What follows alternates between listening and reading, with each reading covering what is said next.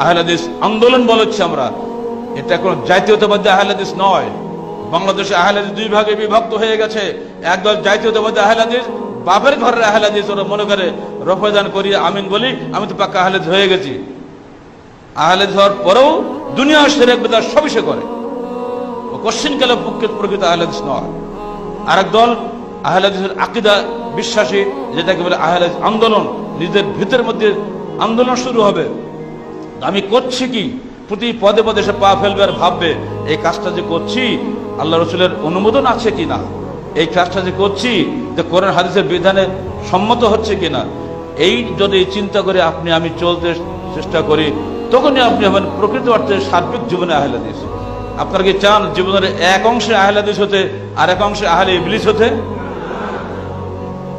সালাতের সময় আপনি আহলে হাদিস, রাজনীতির সময় আপনি আহলে ইবলিস, ব্যবসা কেন্দ্রে গিয়ে আপনি আহলে ইবলিস, ব্যবসার ক্ষেত্রে আপনি সুদখোর, রাজনীতির ক্ষেত্রে আপনি নিজেই আল্লাহ হয়ে বসে আছেন ফিরআউনের মতো, আনা রাব্বুকুমুল আলা, আমি যা বলবো তাই চলবে। নো, আপনার বিধান মানতে কোনো মুসলমান মানতে বাধ্য নয়।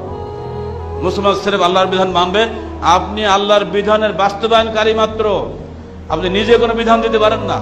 অবশ্যই অধিকাংশ মানুষের সম্মতিক্রমে এই দেশের নেতা নির্বাচিত হবে, কিন্তু তার এই অধিকার নাই যে তিনি নতুন আইন রচনা করবেন।